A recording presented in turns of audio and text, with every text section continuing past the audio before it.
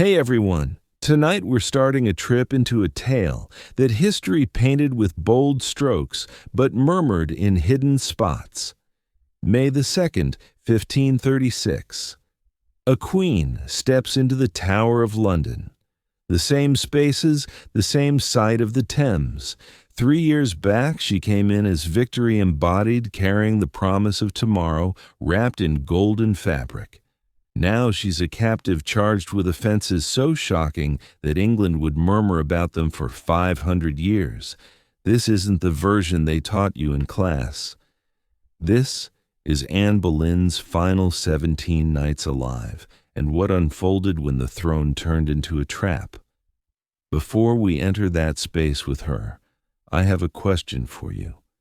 If this tale brings you solace, if you value the effort and detail in sharing these overlooked pieces of the past, could you spare a moment to subscribe to the channel? Tap that like if you're hooked, or drop a comment letting me know your location, the time there right now.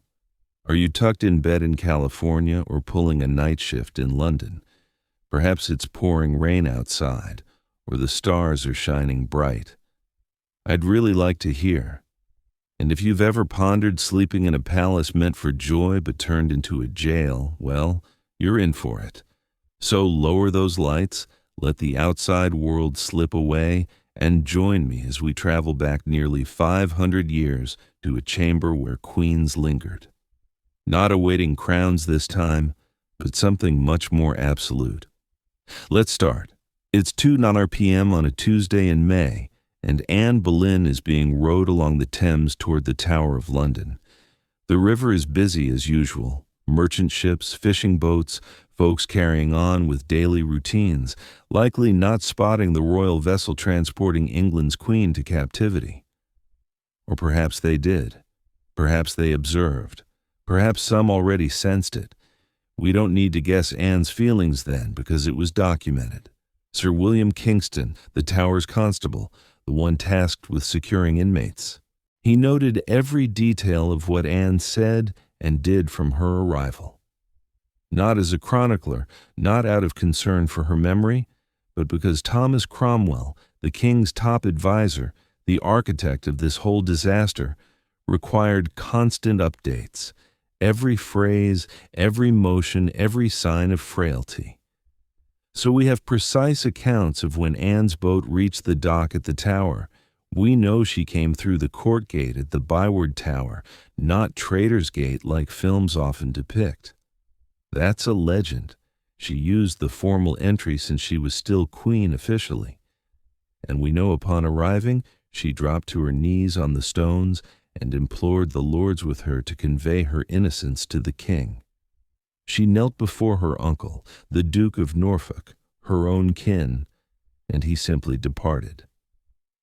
Then Sir William Kingston approached. He was around 60 then, an experienced court figure who'd witnessed it all, managed some of England's key prisoners. This wasn't new for him, yet even he appeared somewhat startled by the scene, as Anne directly asked, "Mr. Kingston, am I headed to a dungeon?" Pause on that query. She truly didn't know if they'd toss her into a grim, rat-filled basement cell. She was England's queen, yet she had to inquire about a dungeon. Kingston's reply highlights how warped the scenario was. He answered, "No, madam, you'll go to the quarters you stayed in for your coronation." Picture that.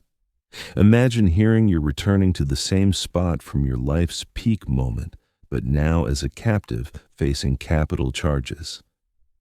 Anne's reaction reveals her mindset fully. She stated, "It's too fine for me." Then she knelt again, crying, and in Kingston's words, in the same grief shifted to loud laughter as she's done often since. That's no script drama.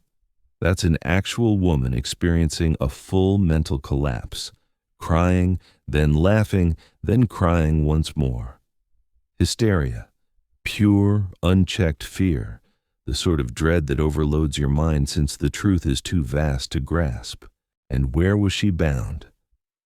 Let's discuss this chamber because it's key. The Queen's apartments at the Tower of London in 1536 weren't dingy old rooms. They were magnificent. Henry VIII had poured a fortune into refurbishing them just for Anne in 1533. We're speaking 6 rooms, 6 full suites, crafted for a queen. The main audience hall was 70 feet long and 30 feet wide. That's larger than many folks' whole homes now, bigger than the king's own hall, which was rare. Henry aimed for Anne to shine. He wanted all to see this lady as my queen.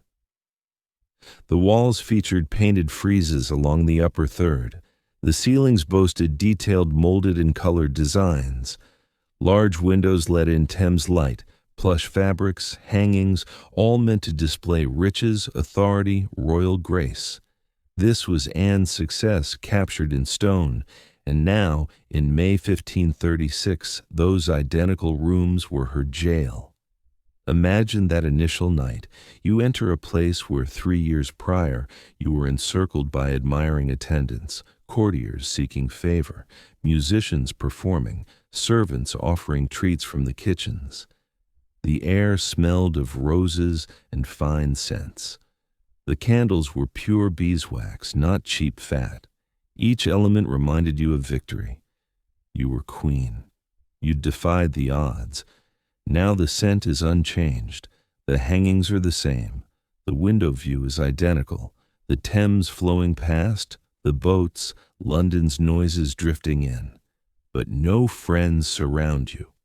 You're observed by 4 women picked because they dislike you. Let's cover these women briefly as it's crucial. There was Lady Kingston, the constable's wife. Her role was mainly to relay all to her husband, who passed it to Cromwell. Then Mrs. Coffin, Margaret Coffin. She was the chief informant, the one Kingston notes as sharing talks. Then Mrs. Stoner, another unfriendly figure, and most harshly, Lady Boleyn. Historians have debated for ages which Lady Boleyn this was, likely her aunt, either Elizabeth or another by marriage, kin, real kin. And this lady wasn't there to soothe her niece. On that first night, as Anne unraveled, trying to grasp events, she told Kingston something like, "The king knew what he did putting those 2 around me, like my Lady Boleyn and Mistress Coffin, for they could share nothing about my lord, her father, nor anything else." She craved word of her father. She needed to know if her kin was safe, if they understood the situation. And Lady Boleyn's reply, per Kingston's note, was, "Such longing as you have had for such stories has led you here." Read it once more. "Such longing as you have had for such stories has led you here." Her own aunt essentially saying, "You caused this, you chattered, you spoke too freely, you earned it, imagine it, you're locked up, terrified, and your family in the room tells you it's deserved." Here's the truly chilling aspect. These women didn't just monitor Anne by day, they slept in her chamber. Mrs. Coffin and Lady Boleyn lay on pallets, simple mats right by Anne's bed each night, and Kingston, with his wife, guarded the entrance to catch any talks inside. Constant watch, no solitude even asleep, no time to crumble alone, no space to reflect unwatched, no chance to sob without notes taken for Cromwell. Anne was 35. She'd been queen 3 years. She'd borne the future Elizabeth I. She'd altered English history by rejecting Henry's mistress role, demanding wedlock, sparking the English Reformation. She had smarts, humor, learning, appeal. She'd overcome Catherine of Aragon, Europe's mightiest woman. And now she slept in a splendid room on a queenly bed, ringed by hating women, treated like a felon. That first night, May the 2nd, 1536, Anne hardly slept. How could she? Your thoughts race. Who said what? What precisely do they claim? Where's my brother George? Is he secure? What of my father? What of my daughter Elizabeth? Oh God, Elizabeth, she's just 2.5. Does she know? Will she recall me? What does Henry think? Can I reach him? Will he hear me? Can I clarify? This must be an error. This must be a mix-up. Henry loved me. He split from Rome for me. He challenged the Catholic Church. He risked his realm. Surely he'll listen. Surely someone will tell him the facts.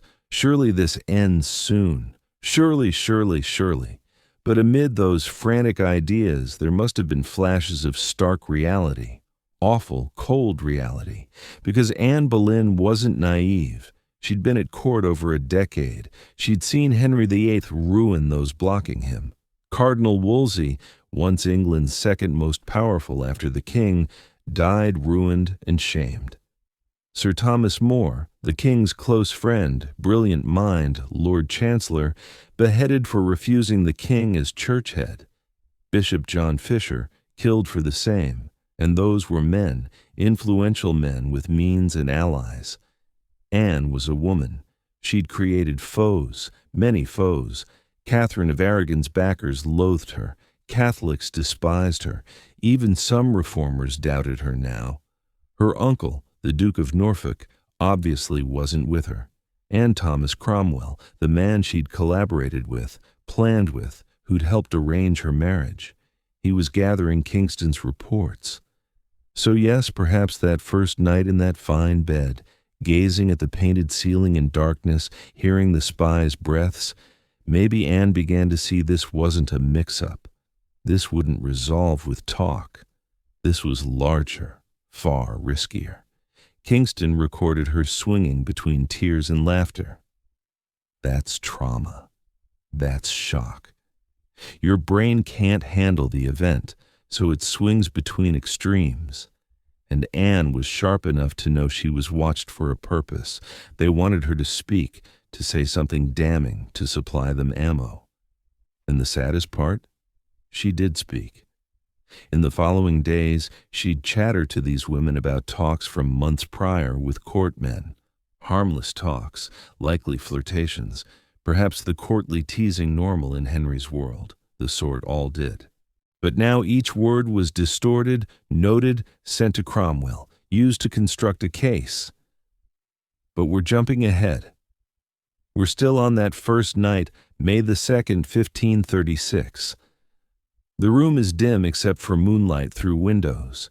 The Thames flows outside as it did 3 years ago.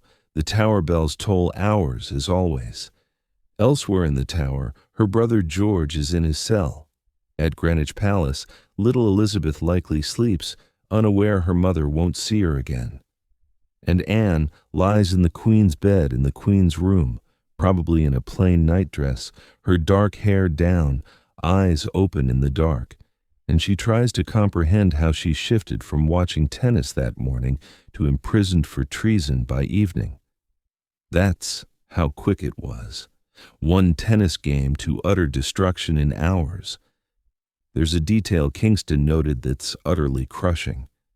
Anne asked him to ask the king if she might have the sacrament, Holy Communion, set in the closet by her chamber for mercy prayers.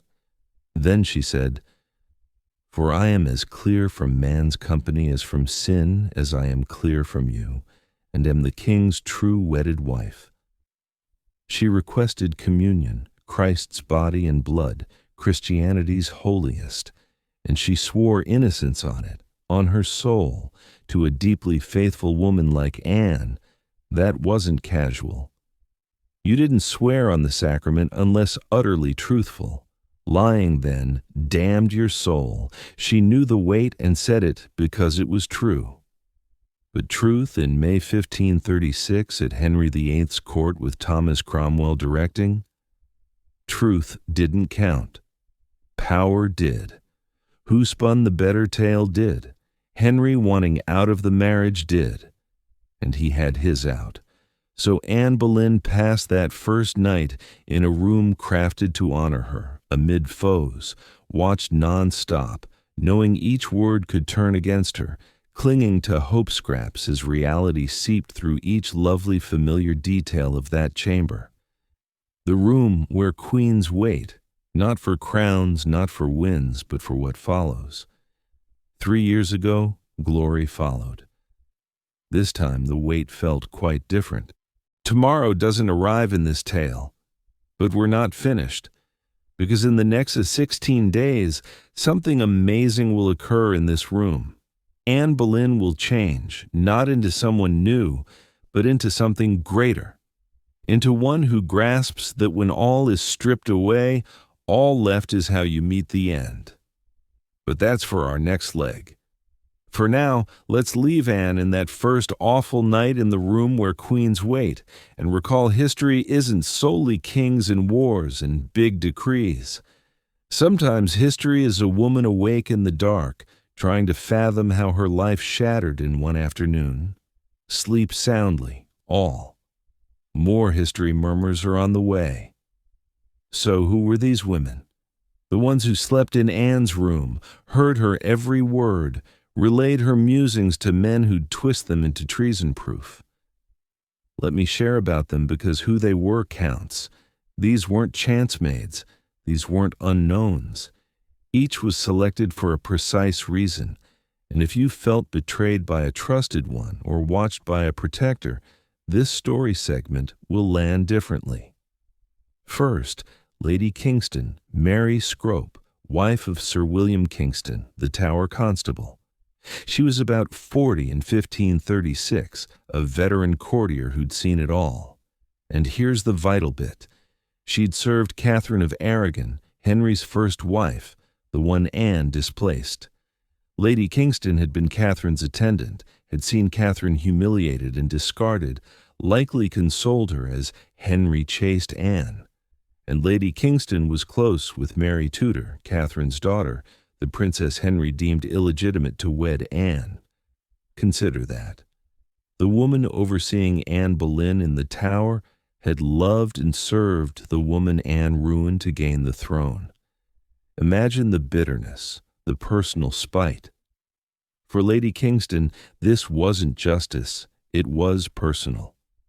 Per Sir William Kingston's letters to Thomas Cromwell, Lady Kingston slept outside Anne's bedroom door, guarding it, listening, ensuring nothing went unreported, and when absent, the others covered. It was a surveillance relay, perfectly set to guarantee Anne was never truly alone. Oh, and note this. After Anne's execution, once the ordeal ended, Lady Kingston returned to royal service. At Prince Edward's christening, Jane Seymour's son, in October 1537, Lady Kingston bore Princess Mary's train, the same Mary whose mother Catherine Anne had humiliated and displaced. It was like a closing remark. The prior order returns. The Boleyn chapter closes. All is right. But Lady Kingston wasn't the lone spy there. There was Margaret Coffin, or Mistress Coffin as Kingston termed her in letters. She wed Sir William Coffin, Anne's horsemaster. So technically, Margaret's spouse served Anne. He was in the Queen's staff, but Tudor politics made loyalty bendable, very bendable. When tides turned, you turned or sank. Margaret Coffin was the main reporter. Kingston told Cromwell outright in letters, "I have all told me by Mistress Coffin that she deems fit for me to know. Every talk, every weak moment, every wandering thought. Margaret Coffin slept on a pallet, a slim mat right beside Anne's bed. Picture it. You're attempting sleep. You're scared. Your thoughts whirl. And a woman lies 3 feet off whose sole task is recalling all you say to use against you. And Margaret excelled at it. Really excelled. Some scholars think she could have been the unnamed lady feeding info to Eustace Chapuis, the imperial ambassador who despised Anne deeply. Chapuis noted in a May 18, 1536 dispatch that the lady overseeing her sent him secret details on Anne's conduct.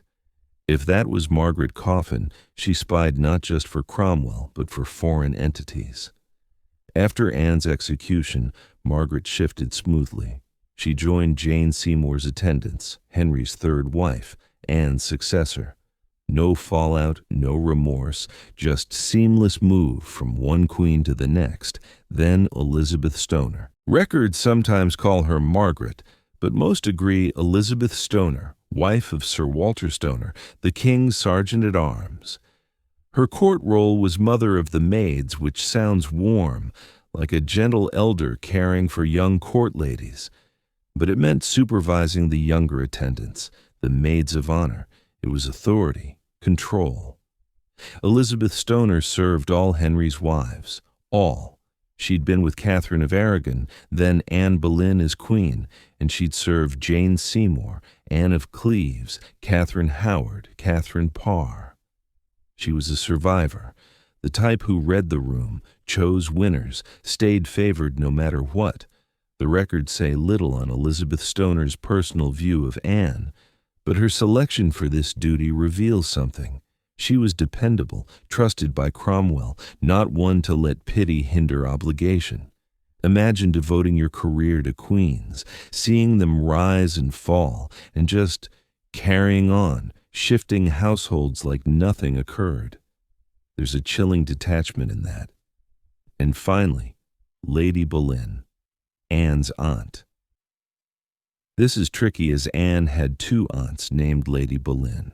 One, Elizabeth Wood, wed to Anne's uncle Sir James Boleyn.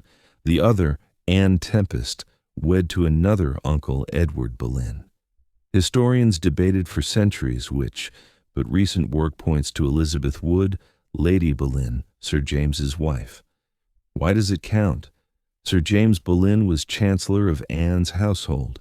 He was on her side, her team, and his wife slept on Anne's prison floor, reporting every word to those aiming to kill her. And here's the worst, the truly unbearable cruelty. On that first Tower night, Anne complained to Kingston. She said, direct from Kingston's letter, "I think much unkindness in the king to put such about me as I never loved." She knew. She knew these women hated her. She knew they weren't for comfort, and she named two specifically. The king knew what he did putting such two about her as my Lady Boleyn and Mistress Coffin, for they could tell her nothing of my lord, her father, nor nothing else. Anne sought news. She needed to know if her father was safe, if he knew, if hope existed. And her own aunt and Margaret Coffin they could have shared. They likely knew, but refused, gave her zero. Then Lady Boleyn said a line I find one of the cruelest in the tale. When Anne griped about no news, Lady Boleyn replied, "Such desire as you have had to such tales has brought you to this." Read it again. "Such desire as you have had to such tales has brought you to this. Your own aunt saying you deserve this, that your curiosity, your info need, your overtalking led to the Tower, these charges, certain death. It's peak victim blaming from family." Historians debate what Lady Boleyn meant by tales. Some say gossip, as Anne had a sharp tongue and court rumor interest. Others think it linked to earlier Anne words on accused men, a quip about them writing ballads even if bad at beds. Kingston's letters were fire-damaged in 1731, so context isn't perfect. But the intent was clear. You caused this. You deserve it, and I won't aid you. These four women, Lady Kingston, Margaret Coffin, Elizabeth Stoner, Lady Boleyn, surrounded Anne Boleyn every minute for 17 days. Two slept in her room, at her bed's foot, one outside the door. They watched her eat, pray, weep, laugh, ramble, try making sense. And all fed the reports. Kingston sent at least 5 letters to Cromwell during Anne's stay, likely more lost, and those detailed what the women shared. Anne on a months-old talk with Henry Norris, one accused with her. Anne guessing arrest reasons, wondering if Mark Smeaton, the musician confessing adultery with her, was tortured. Anne on Sir Francis Weston and teasing him for loving Madge Shelton more than his wife. All of it, every stray thought, every anxious ramble, every desperate grasp at understanding. All noted and sent to the man crafting her execution case. What's truly twisted? Anne likely thought explaining helped. If she detailed real events, provided context, they'd see no wrongdoing, realize the mistake. She trusted truth, believed articulating reality would make someone listen. But truth doesn't matter with a fixed verdict. Truth doesn't count when the reader seeks killing proof, not saving. Modern historians read Kingston's letters and see a scared, innocent woman desperately untangling false claims. We spot charge inconsistencies, dates don't align, some alleged affairs when Anne was pregnant, or men absent from court. We see the sole confession from tortured, low-born, terrified Mark Smeaton. But Cromwell in 1536 read the same and saw a queen too focused on these men, recalling talks too vividly, too casual with male courtiers, unable to control emotions, laughing when she should weep, weeping when she should be steady. Same data, opposite views. That's how perilous words are when the reader seeks what they want. Here's something Kingston noted showing how planned it was. He told Cromwell he'd been cautious with Anne, avoiding much info, giving just enough to prompt talk but not stop it. It's interrogation tactic, create info void. The person fills it by speaking. They offer details from desperation to understand, and all offered can indict them. Kingston was adept. He'd been Tower Constable 12 years, held England's top prisoners, knew extracting info, presenting it to serve his and Cromwell's aims. Was Kingston mean? I don't think so. Evidence suggests he pitied Anne, disturbed by his role. But pity doesn't halt duty. Pity doesn't spark rebellion. Kingston followed orders, watched, listened, recorded, reported, and Anne kept speaking. One report, I can't recall which as originals were fire damaged in 1731, parts illegible, but a point where Anne asks Kingston on her father. Where is he? Safe. Aware. Kingston gives vague comfort, shifts topic. Info control. Keep prisoner isolated, uncertain, talking to fill unknowns. It's mental warfare, not torture traditionally, no physical harm to Anne, but systematically eroding her mind by controlling info, environment, every existence aspect for 17 days. And documenting it all, creating a record lasting 500 years, one we read today, debate, analyze, use, to grasp May 1536 events. The irony is terribly elegant. Cromwell wanted reports for execution case, wanted guilt proof, wanted Anne's words to doom her. And he got it. Reports used. Men executed May 17th, Anne May 19th. Cromwell triumphed fully. But those reports explain why we know almost surely Anne Boleyn was innocent. Read without guilt hunt, as records of a terrified woman surviving impossible. They're exonerating. Show panic, not plotting, confusion, not scheme. Innocence desperately proving itself, unaware proof irrelevant. Kingston's reports sealed Anne's 1536 fate, but they secured her legacy Cromwell never planned, preserved her voice, words, humanity, turned her from history book name to real person we hear speaking 5 centuries on. That's power. Not queen power, not Henry given, but words outlasting weaponizers, truth enduring lies around it, woman's voice refusing silence post-death. Kingston died September 1540, months after Anne. History scarcely recalls him save as letter writer. He's a note, recorder, note-taker. But Anne Boleyn is eternal. Debated, yes, controversial, sure, but eternal. I wonder if Kingston pondered that. In his last days, did he reflect on the queen he watched die? Did he reread his reports, question what they truly proved? Did he feel guilt, regret, sense of injustice? We'll never know, as Kingston, unlike Anne, had no 4 women noting every word. His thoughts died with him. But Anne's words live in reports meant to ruin her, in letters never reaching destinations, scaffold speeches witnesses noted and passed down. Words are mighty, never forget. They can twist, yes, manipulate, surely, weaponize, absolutely, but they can endure. Outlast controllers, tell truth long after all gone. Anne knew that. I think in final days, stopping defense, starting dignified death prep. I think she grasped her words would outlive accusations. History would judge. Not Cromwell, not Henry, not condemners.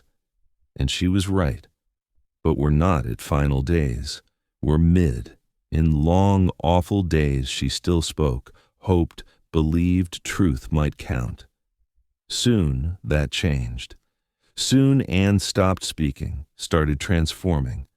But first, she watched her brother and others die, witnessed destruction of all accused with her, understood fully, finally, this wasn't truth or justice or fair.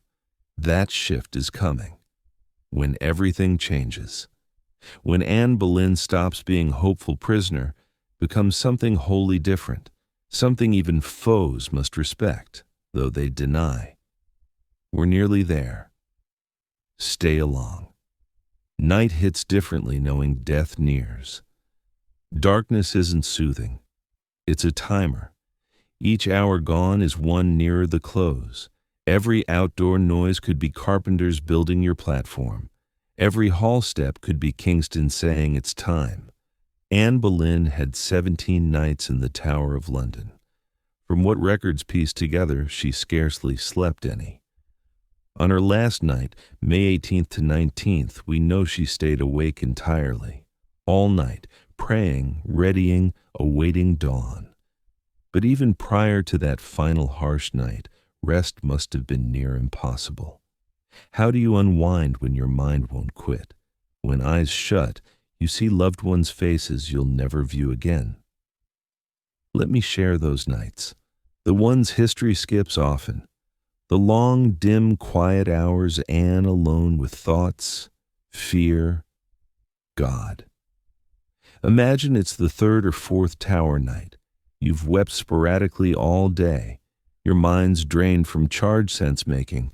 Your body's worn from constant adrenaline, fear, alertness, knowing you're watched always. You should rest. You desperately need it. But you can't because lying down, quiet sets in, your brain overdrives. Where's Elizabeth? Safe? Aware? Who'll care for her? What about your mother, father? Oh God, Brother George, is he truly here too? What did they charge him? How'd this occur?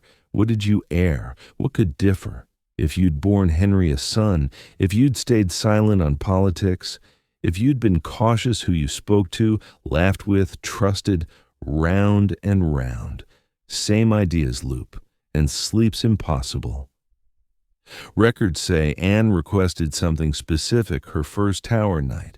She asked Kingston to ask the king for the Blessed Sacrament in her chamber closet for prayers. The sacrament, consecrated host, Christ's body per Catholic faith, she wanted it near for prayer, not casual. A woman grasping deepest comfort known.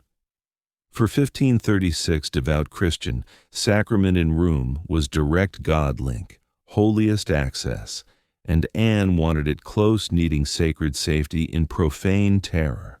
Kingston reported to Cromwell. Naturally, all reported, and the request shows key on Anne's mindset, turning to faith, not thinking God miracles rescue, but faith soul untalkable. Henry could take crown, Cromwell freedom, court reputation, death life, but soul, God tie, hers alone. So she prayed hours nightly. In beautiful room feeling like prison, women hating her at feet, Anne Boleyn prayed. Have you had such night?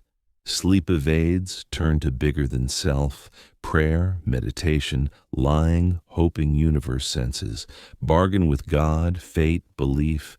Please let me through. Please let loved ones okay. Please meaning in suffering. Anne was human. She did all. We know, as Kingston's reports note, her constant God talk, innocence, soul, mercy.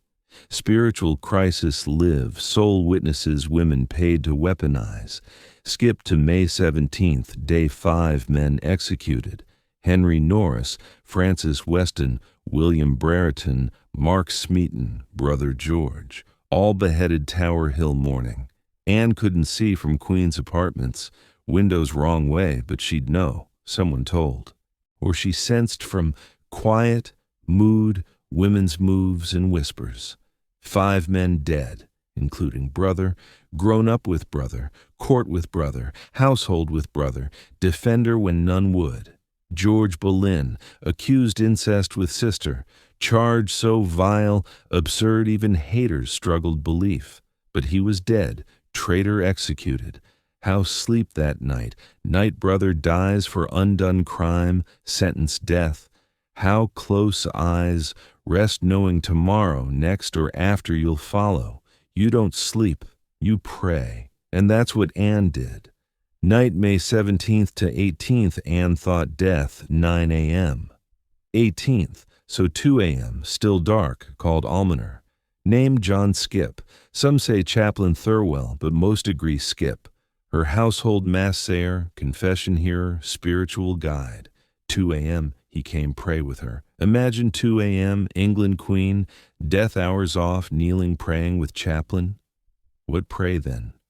Strength, forgiveness, Elizabeth, truth, someday known, soul, peace, courage for coming?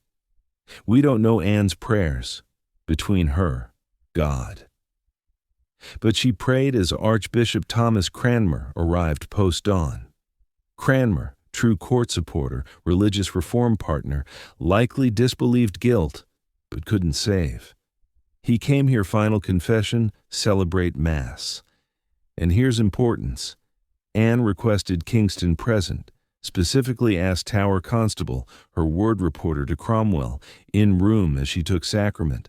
Then, before Kingston, swore twice pray, post-communion, never unfaithful to king. Consider meaning. Catholic theology, sacrament and mortal sin damns soul. If Anne lied, committed adultery, swore innocence receiving Christ's body, eternal damnation, not light risk if believing God, Anne did.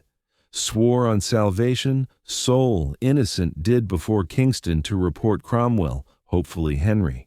Final Defense Act, not court, not lawyer, but God, witness telling king, did it matter? No, Kingston reported. Henry ignored. Execution scheduled. But matters us now as strongest evidence Anne Boleyn truthful. After Mass, innocents swear on sacrament. Anne waited. Thought death 9 a.m., but 9 past, no fetch. Postpone noon, said, then next day. No psychological toll, spent night death prep, prayed hours, peace with God, confessed all. Ready? Not glad, not eager. Ready, resigned, accepting, then delay. Wait, prepare again. Fear, anticipation, rebuild. Live another night. Another dark hours, another maybe last sunset, torture, unintentional, logistical likely, Kalala swordsman late, scaffold unready, clear foreigners from tower, practical, but effect on Anne devastating.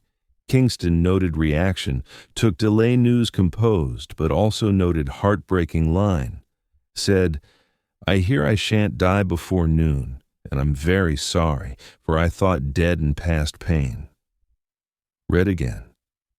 Thought dead past pain, wanted over, waiting worse than dying, anticipation, uncertainty, constant fear, ready past it, they made wait. Kingston tried comfort, blow quick, no pain, swordsman skilled, and Anne, with dark humor defining final days, said, line history echoes. Heard executioner very good, have little neck, put hands around throat, laughed. What make of that? Bravery, breaking, coping? I think all. Think Anne Boleyn held with prayer, dark jokes, sheer will underneath exhaustion. Soul deep, bone weary, not just sleepless, though real, but carrying nightmare weight 17 days. Some weeping, some compulsive talk to women, charged sense try. Some prayer, some ceiling stare, watching shadows on painted fretwork, hearing Thames outside, thinking Elizabeth, Mother, George, never happened futures. Sleep, when came, fitful. Broken nightmares, footsteps, women shifting pallets, guards changing, own racing heart, reason sleep deprivation torture technique. Breaks mental walls, makes vulnerable, confused, less clear think. And Anne watched constant, high stress, capital charges, loved ones separated, sleep deprived over 2 weeks. To something person. But here's remarkable.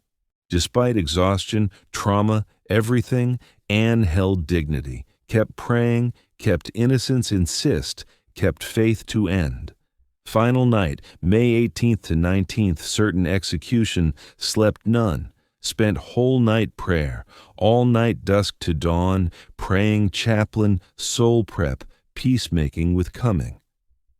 Dawn broke May the 19th still awake, celebrated Mass again, communion again, innocence swear again, then breakfast. Breakfast execution morning because need normal, human, acknowledge alive last hours. So eat, though stomach knots, barely taste, eat because routine. Control, last small alive act, then waited. Kingston come, say time, and 8 a.m. came, said moment near, she ready, dressed carefully, hair set, man trim on cloak, crimson kirtle beneath, every detail purposeful, spent night soul prep, morning appearance prep, both mattered, both her control when nothing else. Nights couldn't sleep, hours praying instead. Dark, quiet moments just Anne, God, terrible coming knowledge. Those nights story part 2. Not dramatic, not movie focus, but real, human, where woman death-facing turned soul left, faith. Have something sustain 17 nights death wait, something bigger hold when all crumbles. For Anne God, for you else. But all need something because life needs us. Maybe not dramatic as Anne, but all face night sleep evades, fear overwhelms, need beyond self cling. Anne found prayer, sacrament, belief even Henry condemned, court guilty, traitor death, God knew truth. Had enough. 17 nights, each small death, dying hope, plans, future, until May 19th morning, after full awake night, full prayer, Anne Boleyn ready actual death, final, end waiting. But before scaffold, before final walk, hear final words, understand one more transformation those dark hours. Because between first night hysteria, last morning composure, Anne changed. Not innocence, not faith, but power left understanding. Couldn't save self. Couldn't save died men. Couldn't convince Henry Cromwell, mattering one's innocent. But could control death face, could control final words, appearance, legacy, and realization, shift survival hope to dignified death prep, transformation explore next. Anne Boleyn, sleepless queen, about become Anne Boleyn, woman facing execution grace, enemies notice. But story next. For now, rest easy knowing sleepless nights, darkness fear, never stopped fighting one untalkable. Truth, and 500 years later, we know. Good night all, dawn coming.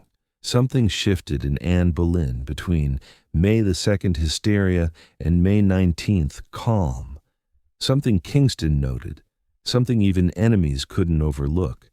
She altered, not outwardly, though witnesses said she appeared glowing, nearly lovelier than before, but inwardly, deeply.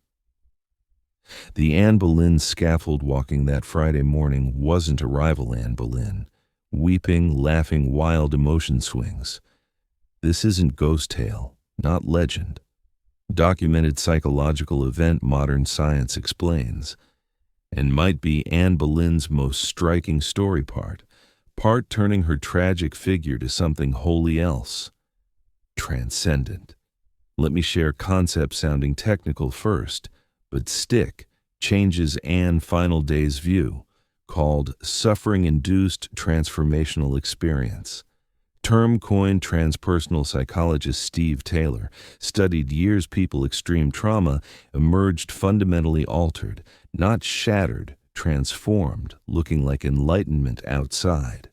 Taylor examined 32 cases. People faced loss, grave illness, disability, death encounters, accidents, medical issues, intense stress breaking to nothing. Found consistent pattern, transformation when all collapsed. Here's how. All have psychologists call ego. Not arrogant sense, psychological. Ego, your self-sense. Built attachments, job relations, future plans, identity mother, queen, daughter, wife. All self-defining, security holding. Extreme trauma rips all defining, 2 outcomes. Psychological breakdown, full madness collapse, or rarer, something amazing. Ego dissolves, breaks, and void, old self space, new self emerges. Paradoxically free, fearless, peaceful, let go attachments creating suffering first. Taylor found transformation people reported better well-being, sharper perception, everything connection, less death fear, deep inner peace, felt reborn, different people, same body. Sound familiar? Remind anyone discussed? Let's check evidence. May the 2nd Tower arrival, Kingston reported she knelt weeping hard, then laughing, then weeping. Hysterical, desperate, talking non-stop, charge, sense try, asking father, brother, accused men, mind racing, emotions chaotic, classic trauma, psychological freefall. But May 18th, shift. Kingston told execution delay, no panic, no breakdown, said, quote, not desiring death, thought prepared die, not live hope, not mercy beg, not frantic escape seek, prepared, accepting, ready. Fear gone, place something like profound peace. Kingston, seen many prisoners, many execution facing, struck by Anne composure. Wrote Cromwell Anne had much joy, pleasure death, joy, pleasure death, not denial words, someone fundamental psychological shift. And more striking, multiple witnesses described Anne radiant final days, beautiful, glowing. One account said scaffold walk looked gay as not dying, not grim, not terrified, not sad, resigned. Gay, 16th century English, meaning joyful, lively, bright. How explain? How go first day's hysteria to last morning radiance unless deep inner profound? Let's consider Anne lost 17 days. Everything. Crown, freedom, future, daughter. Never see Elizabeth again. Never hold, watch grow. Queen identity stripped, wife identity gone. Henry already Jane Seymour focused, Boleyn identity forever stained, incest adultery accusations, plans, hopes, religious reform dreams, strong England dynasty all gone, all Anne Boleyn making attachments systematically destroyed, and sometime, likely long sleepless night, while praying sacrament room, she let go, not giving up, acceptance, stopped fighting. Stopped outcome control, stopped clinging ego, identity, all self-defining, and letting go, paradoxically found freedom. This not religious terms, though Anne would see so. This psychology. What happens humans face absolute worst, find way transforms. Taylor says, devastation, desolation point, everything you were swept, paradoxically, liberation near, all suffering creating attachments, Ego fears desires, gone. Left essential, fearless. Anne Boleyn, aware or not, underwent suffering-induced transformational experience. Evidence everywhere historical record. Swore sacrament twice innocent, not denial act. Someone absolute clarity, peace truth. Knowing certainly even world condemns, God knows innocence. Enough. Joked little neck. Dark humor, yes, but transcended fear sign, not terror paralyzed. Could see situation absurdity, laugh. Gallows humor, often acceptance death, psychological beyond. Spent final night prayer, not panic, not scheme escape, communion bigger self, letting go all but essential. And final morning, walked scaffold head high. Gave speech gracious, composed, dignified, no rant, no weep, no collapse, said needed. Commended soul Christ, knelt calmly. Witnesses said no fear, none, extraordinary. How many face own death, violent public, no fear, not normal. Behavior, profound transformation, now clear, not explain away and courage or diminish. Some historians say, no need psychological explanations and behavior. Deep faith, natural courage, enough explain composure. And point valid, and brave, devout, raised culture, valuing good death, all true. But sight framework enhances understanding because shows Anne courage not just endure grit. Genuine transformation, consciousness shift, fear let go, deep level, genuinely peace. Not just brave, transcendent, and why matters, why tell you? Because Anne Boleyn transformation not unique. Human capacity, potential, all us. Face suffering, broken nothing, choice. Collapse despair or fortunate, right conditions, transform. Let go ego, attachments, suffering bind. Emerge freer, peaceful, essentially human. Not need execution facing experience. People had after loved one death, devastating illness, everything defining lost. Specifics don't matter. Intensity suffering, willingness, capacity let go. And no choice let go, all taken, but taking, absolute loss, found untakeable. Essential self, soul, eternal connection. Have attachments, life creating suffering, things cling tight, lost thought terrifies, job, relationship, future plans, certain person identity. Anne Boleyn lost all, found peace other side. Not wanted lose, but did. Discovered more attachments, ego, suffering. That's lesson, transformation. What happened Tower, London, May 1536. Most don't discuss, hard sea outside. But there every witness account, there Kingston letters, there radiance descriptions, composure, fear, lack. Anne Boleyn walked scaffold broken rebuilt, faced world worst, emerged somehow peace.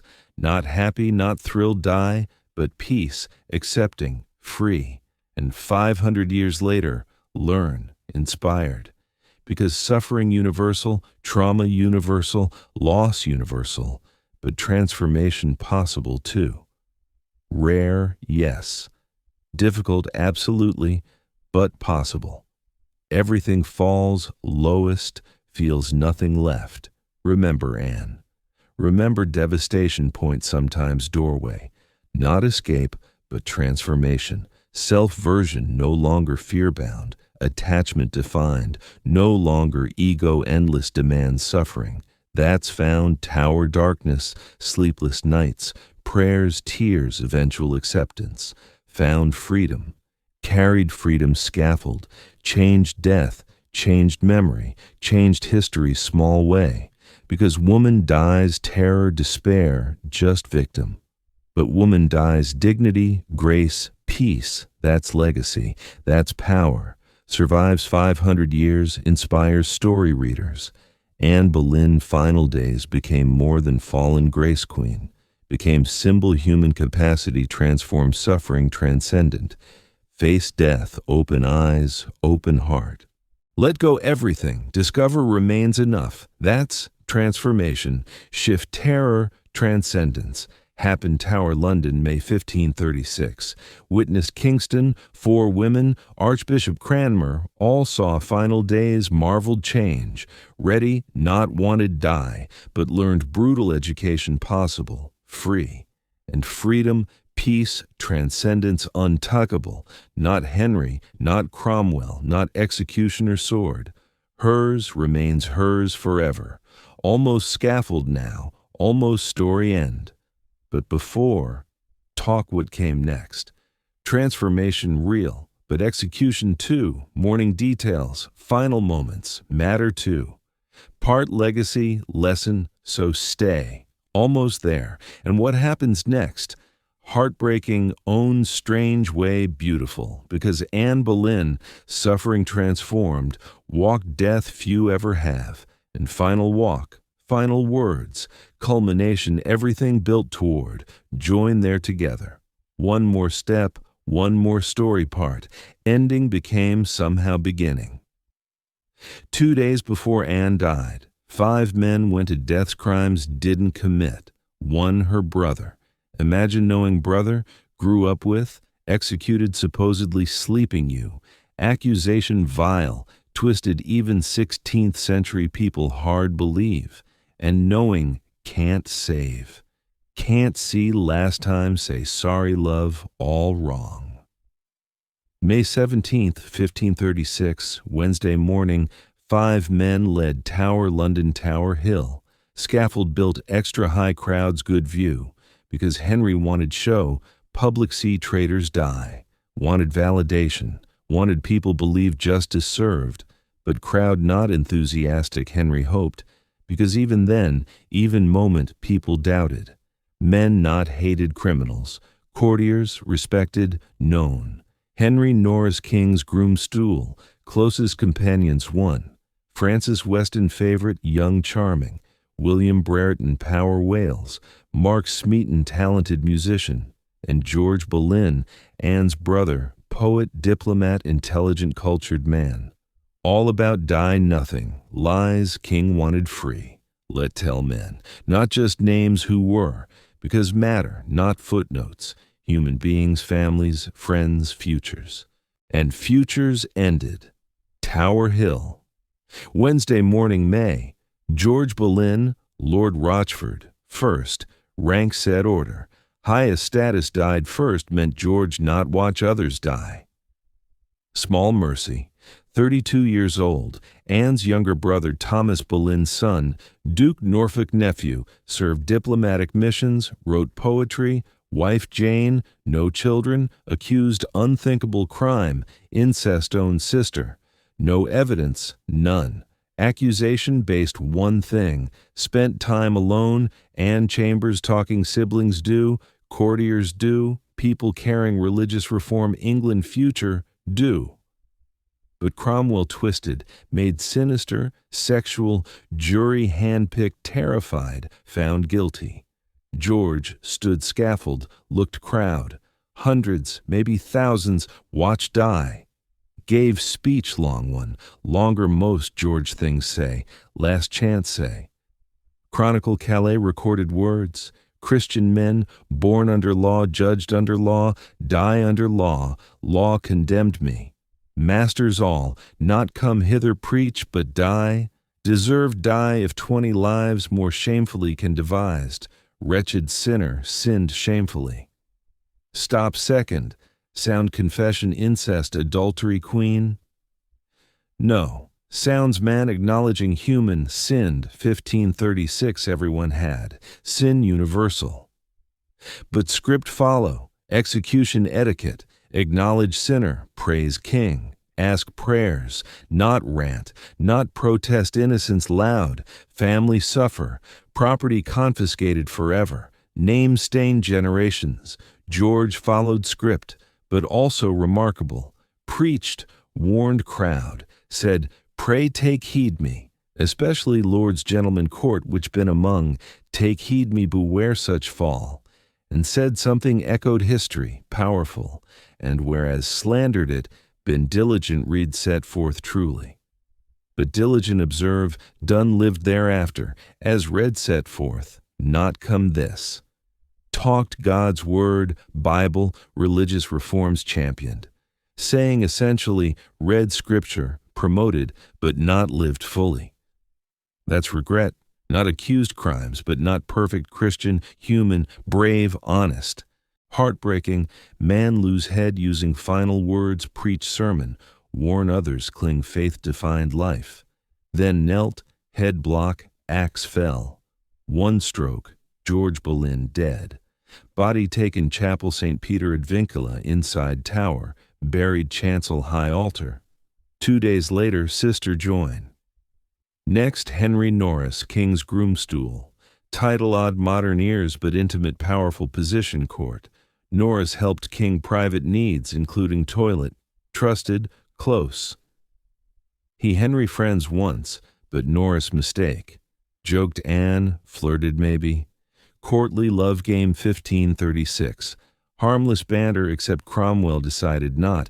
Evidence adultery, conspiracy kill king put Anne lover throne. Norris protested innocence, even Henry interrogation, refused confess, said nothing. Now scaffold, said almost nothing again. George Constantine, servant, witnessed executions, later wrote Norris, said almost nothing. Why? Defiance, grief, knowledge words not matter? Don't know. But silence haunting. Man could spoken, retracted never made confession, defended Anne chose silence. Maybe futile, maybe broken speak, maybe silence sole dignity left. Axe fell. Henry Norris, king's friend, dead. Body churchyard St. Peter ad Vincula, commoner burial, though served king years.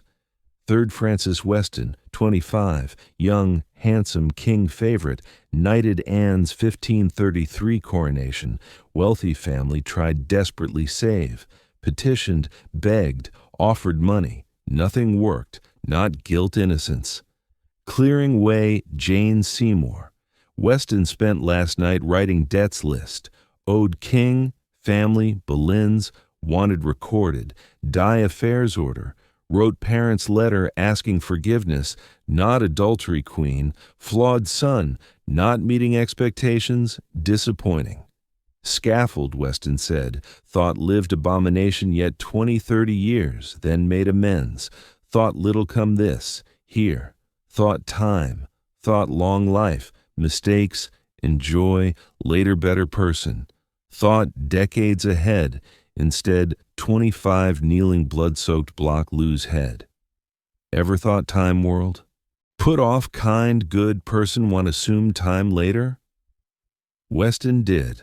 Wrong. Axe fell. Francis Weston thought 30 more years, dead. 4th William Brereton, groom privy chamber, powerful Wales Cheshire, man enemies, local rivals whispered Cromwell Brereton convenient accused list edition. Because how worked? Not just Anne, settling scores, removing inconvenient, Brereton's speech short, some accounts say simply said, offended God King, pray me. Others record repeating, deserved die 1,000 deaths. Because wherefore die, judge not, but judge best, judge best.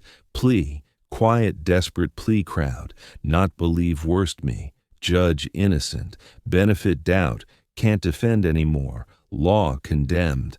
But you watching, choose believe. Anyone listen? Anyone judge best? Or just watch another head roll? Axe fell, William Brereton dead. Finally, Mark Smeaton, musician, lowest rank, meant stand watch 4 men die before. Imagine? 4 beheadings, 4 bodies collapse, 4 heads sever, blood everywhere, smell, sound, horror. Knowing next. Smeaton only confessed.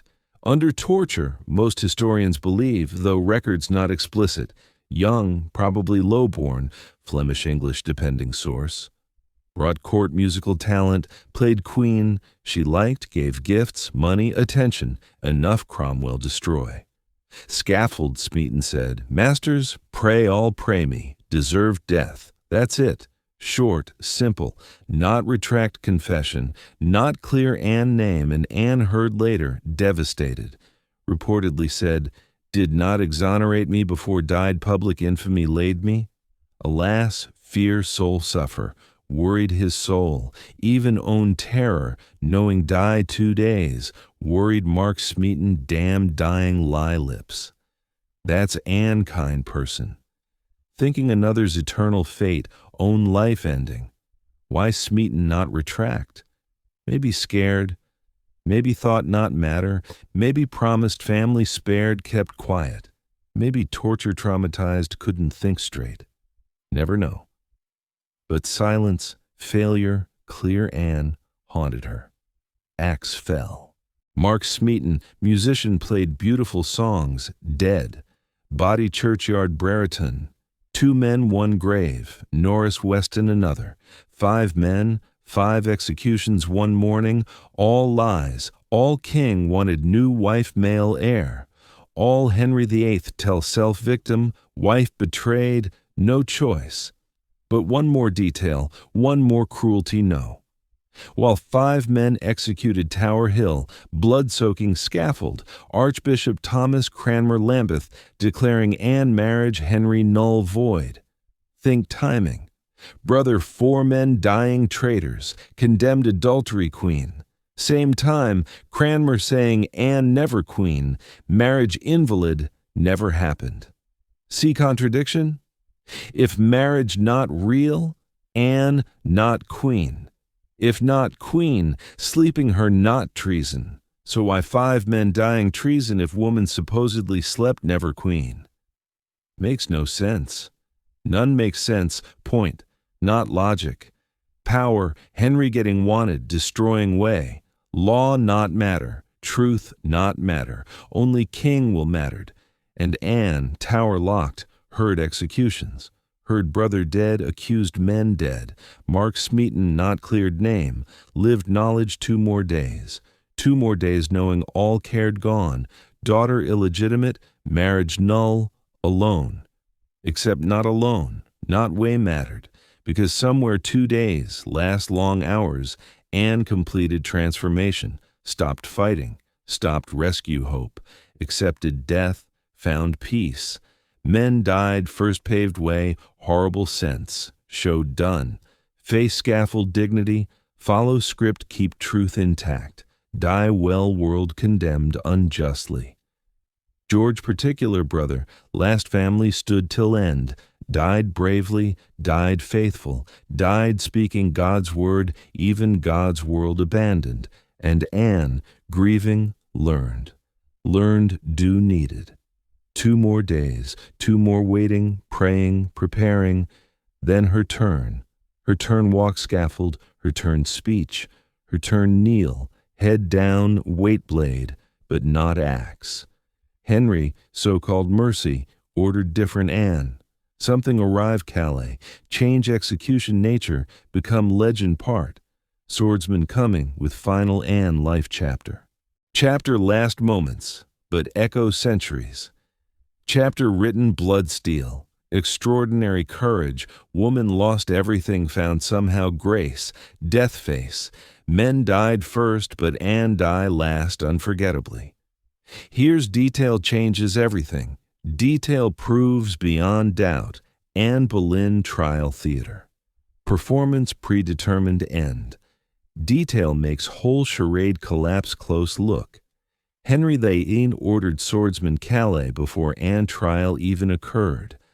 Before verdict, before jury deliberated, before Anne stood room defended eloquence dignity, executioner already way. Let sink. Man kill queen traveling England while presumed innocent law, while trial supposedly deciding guilt innocence, while justice supposedly served. Swordsman ordered around May 12th, per most historical estimates, and trial May 15th, execution May 19th, due math, messenger horseback London Dover, boat channel, travel Calais or Saint-Omer, find expert executioner, return journey bringing him England's sword. Trip takes time, days, possibly week. And Henry ordered before new verdict, because already new verdict, because verdict never doubt. Who this man? Swordsman across sea. Well, interesting. Centuries, people believed name Jean Rambaud. Sounds dramatic, right? Jean Rambaud, French executioner. Novels written him, stories told, but truth. Don't actually know name certainty. No, expert, professional. Kingston, letters. Cromwell wrote, glad here executioner Calais can handle matter. Handle matter is beheading England Queen, just another job, just another technical challenge needing right specialist. Recent research, Dr. Mickey Mayhew suggests, executioner first name Bartholomew, English descent but born Calais trading family, trained French execution method, considered merciful, skilled English axe. Whether named Jean or Bartholomew or else entirely, matters represented. Swift, clean death. One stroke, no mistakes, no botched hacking. No need knife finish, sometimes happened axe. Henry being merciful, see, or least wanted people think. Could had Anne burned stake. Traditional sentence female traitor, burned alive, screaming, suffering, taking minutes longer, die. Could used English axe, brutal, unreliable. Tower executioner not particularly skilled. Execution's axe sometimes multiple blows, 3, 4, 5 swings before head finally separated body. But Henry not want Anne, or rather, not want spectacle. Not want people watch suffer, not want crowd turn pity. So ordered sword, French method, quick, professional, dignified, expensive. Swordsman paid 23 sixes shillings 8 pence. Today's money, roughly 700 to 8,001 execution. That's much Henry willing spend make Anne death look merciful. But order timing, not mercy. Certainty. King knew exactly happen when. Spanish Chronicle written close events states Henry sent week before St. Omer headsman cut head sword instead axe. Week before what? Before trial. Before verdict. Wording vague, implication damning. Mary Hungary, Netherlands regent, Emperor Charles II's sister wrote too. Noted executioner came Holy Roman Empire territory, Charles lands, as if Henry making political statement. Look, even own subjects helping execute woman once ally. Calculated, all, method, executioner, timing. Nothing Anne fall accidental, nothing left chance. And Anne knew. Morning. May 18th, thought die 9 a.m., said Kingston. Heard executioner very good, have little neck. Put hands around throat, laughed. Dark humor again, coping. But underneath, think saying. New swordsman, new good. New Henry troubled bring skilled. Understand meant. Realize swordsman presence proved fate sealed before trial began. Maybe, maybe not. But we understand now. 500 years later, look timeline, see truth. Trial sham. Verdict predetermined. Justice never goal. Removing Anne goal. And every detail orchestrated achieve end. Let tell French method worked because important. Not just sword sharper axe, though was. Entire approach, technique, psychology. England beheaded axe, lay down. Head wooden block, face down, neck exposed, vulnerable, humiliated, animal butcher. Executioner stood over heavy axe, sometimes practice swings line angle, then swung. If missed, axe dull, aim off, swung again till done. Brutal, degrading, terrifying. French method different, knelt upright, knees, back heels kneeling straight. Executioner used sword, not axe, lighter, faster, precise. Wore soft-soled shoes, quiet, moved scaffold without noise, without alerting. Because key, French executioner distracted, called assistant sword, turned head look, instant neck stretched exposed, struck. One clean stroke, head off, before new happening. Sounds almost humane, right? almost kind, except still death, still execution, still queen, kneeling scaffold, surrounded strangers, about lose life crimes not commit, but least quick, least not feel, least last moments not filled, terror-waiting blade, watching rise, knowing about fall. Swordsman method gave Anne final gift, surprise, not see coming, not time afraid last second, one moment alive, next not, clean, swift, merciful execution possibly, and Henry paid handsomely. Because even wanted dead, even orchestrated downfall, even about Mary Jane Seymour days and execution, some part couldn't bear thought suffering. Or maybe just not want crowd witness suffering. Maybe all optics, looked, maintaining fiction merciful king betrayed wicked wife.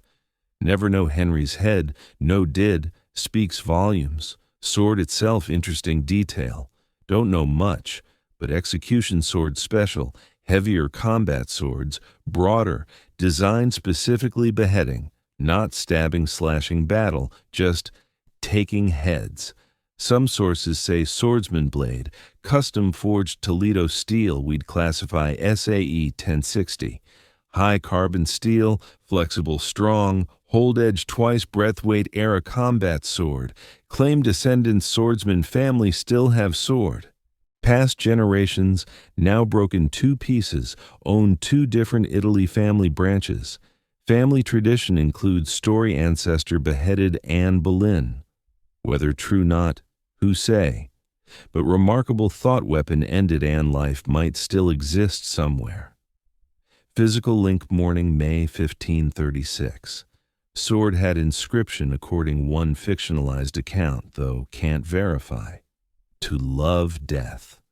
Strange phrase weapon designed kill, but fitting way, because executioner saw self-lord's work, justice instrument, not murderer. Right-hand law. Virtue, love, death tangled, whether inscription real or novelist invented, captures true. Executioner, not an enemy, not their hated. They're hired, good job, because Henry VIII wanted best, and best cost money. Best took time arrange, best ordered advance, before trial, before verdict, before justice even pretended served. That's heart. Peace proves everything, not evidence presented trial flimsy contradictory, not testimony frightened courtiers tortured musicians, not even verdict itself, though unanimous. No, proof swordsman. Fact ordered before Anne found guilty. Fact Henry knew absolute certainty condemned. Trial formality, jury due told. Anne eloquent defense, innocence insistence, grace pressure, none matter because decision already made. Henry VIII, king claimed love justice, presented godly prince, demanded all law, already ordered executioner, already paid sword, already arranged wife, die specific way specific time. And trial happened, jury follow script, find guilty. Because if not, if somehow innocent, what Henry de Swordsman Calais? Send home apology travel stipend? No. Swordsman there because Anne die. Verdict foregone conclusion. And everyone involved knew. Jury knew. Cromwell knew. Anne probably knew. And 500 years later, we definitely know.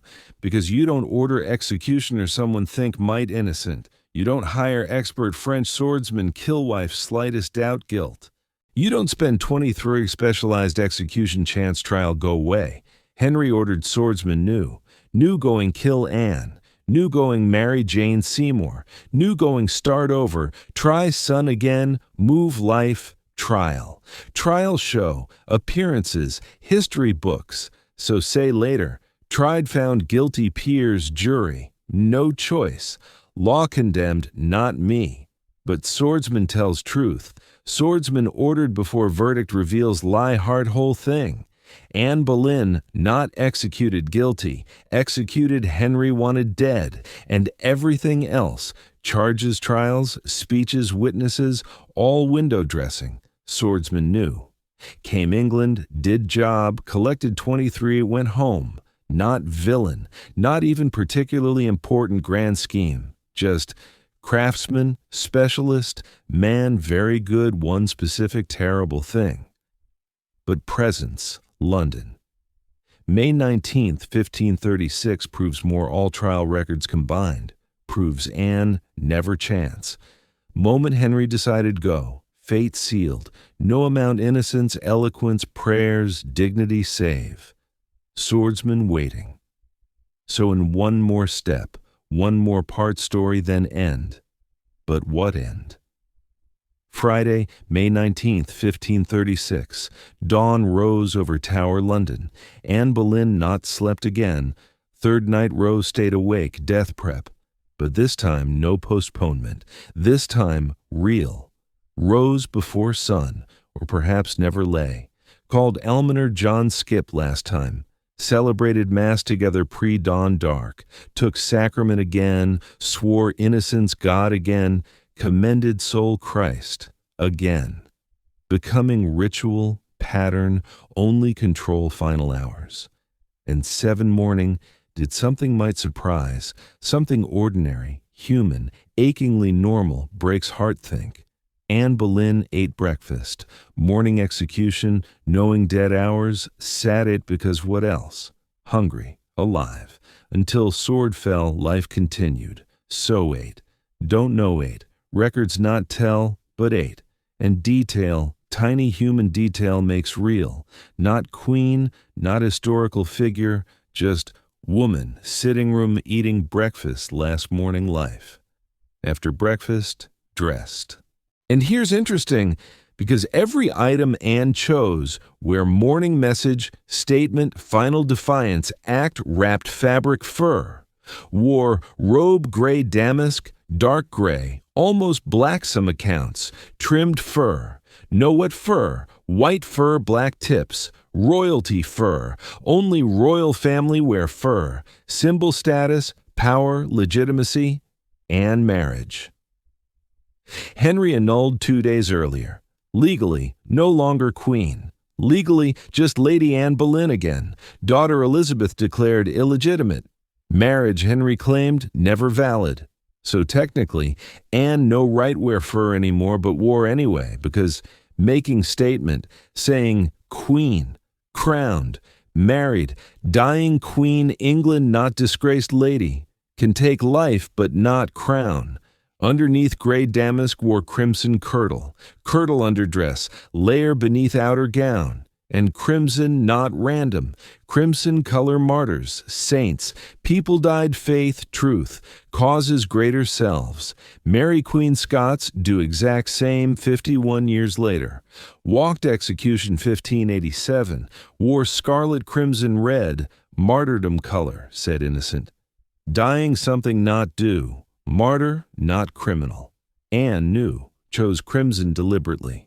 Silent protest, visual argument couldn't make words.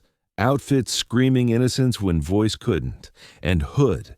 Anne Boleyn, famous wearing French hoods. Elegant, fashionable, daring. French hood, sat back head, showing hair, face. Stylish, sexy even. Anne made popular English court. Ladies copied. Anne wore French hood, became trend.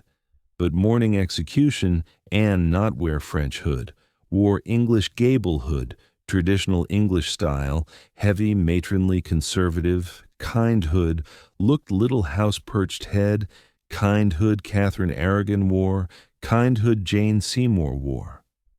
Why? Why Anne, always favored French fashion, always cutting-edge modern, choose dowdy English hood last day? Because making another statement, saying English, queen, belong here, country, home, dying English woman, not French-influenced outsider people accused, brilliant, subtle, powerful. Every outfit detailed chosen care, gray damask fur, queen, crimson kirtle, innocent, martyr, English gable hood, one you, belong here. Anne Boleyn about die, but controlling narrative. telling story clothes, and 500 years later, still talking, analyzing, understanding messages sent fabric color style. 8 morning knock door. Sir William Kingston, Tower Constable, man reported every word Cromwell passed 17 days, mankind way, never friend, man job walk death. Entered room said words waiting here. Madam, hour near, must prepare. And Anne, already dressed, ready, looked said prepared, preparing days, 17 days, exact moment, now here, ready. Kingston later wrote morning, said Anne seemed calm, composed, goodly countenance called. Seemed almost surprised, expected breakdown, weep, mercy beg. But not. Stood carefully chosen outfit, said, ready. One witness said never looked more beautiful. Might sound strange. How woman facing execution, look beautiful, but think. Spent night prayer, accepted fate, let go fear, anger, desperate life cling, transformed and transformation, inner peace, grace, unimaginable pressure, showed face, radiated, people noticed, wrote down, never so beautiful. Because beauty not just physical, presence, dignity, light shines within someone faced worst, emerged soul intact. Anne, beautiful, morning free. Free fear, free need fight scheme defend, free only way mattered, and showed before left room did one more thing. Gave ladies final instructions, told not weep, reminded innocence, asked brave, comforting them, mourning own death, carrying people around, ensuring okay, thinking feelings, grief, reassurance, need. That's Anne Boleyn. Even end, every right selfish, consumed own terror, thought others. Gave strength, held up. Then walked Queen's lodging, same rooms spent night before coronation 3 years earlier. Same rooms dressed gold cloth jewels, preparing crowned. Now, leaving last time, dressed gray crimson, preparing dye. Walk Queen's lodging scaffold not far, maybe 50 yards, less. Past great hall trial held 4 days earlier. Defended eloquence grace. Jury found guilty anyway. Walked Cole Harbor Gate along White Tower western side. Massive stone fortress, ancient imposing, stood centuries would centuries more.